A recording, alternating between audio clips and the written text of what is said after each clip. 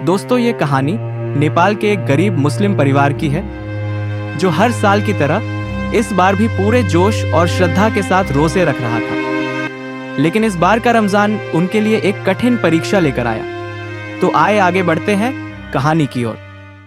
नेपाल के एक छोटे से गांव में रहमान अली अपने परिवार के साथ रहते थे।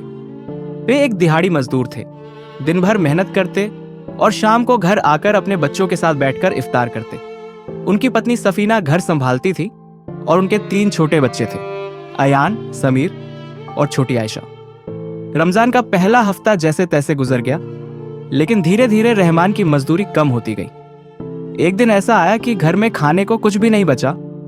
सफीना ने कहा, रहमान, आज के लिए कुछ इंतजाम कर लो, बच्चे भूखे हैं।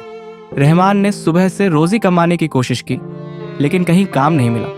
शाम होते होते वो थक कर घर आया और देखा कि बच्चे इफ्तार के लिए टकटकी लगाए बैठे हैं। छोटी आयशा ने मासूमियत से पूछा, अब्बू, आज इफ्तार में क्या मिलेगा?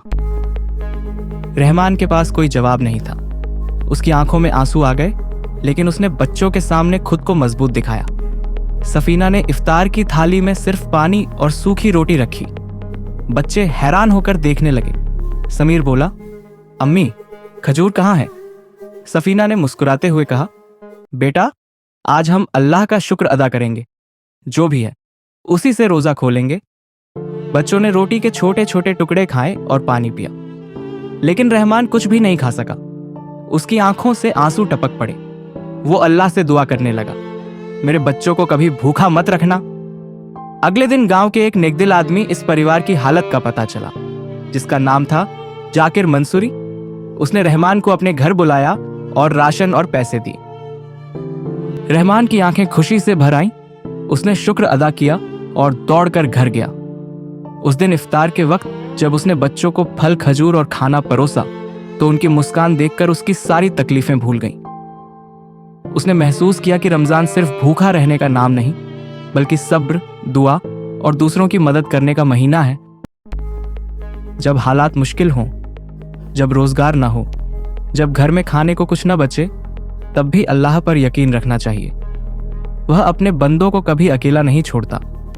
वह कभी किसी का इम्तिहान लेता है तो कभी किसी को जरिया बनाकर मदद भेजता है। रमजान हमें सब्र, दुआ और दूसरों की मदद करने का सबक देता है। यह सिर्फ भूखे प्यासे रहने का महीना नहीं, बल्कि दिलों को साफ करने का मौका है। यह हमें सिखाता है कि जब हम खुद भूखे होते हैं तो गरीबों की तकलीफ को समझ सकते हैं। यह महीना सब्र करने, दुआ मांगने और ज़रूरतमंदों की मदद करने का सबसे बड़ा मौका है।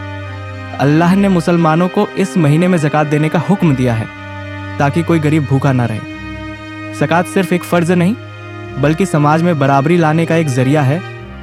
अगर हर मुसलमान अपनी ज़कात सही जगह पर दे, तो शायद कोई भी भूखा ना सोए।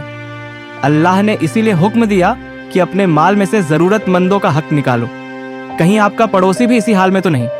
अपने पड़ोसियों और दोस्तों से पूछें कि उनके घर में राशन है या नहीं। रमजान का असली हक तभी अदा होगा जब हम अपने आसपास के लोगों की फिक्र करेंगे।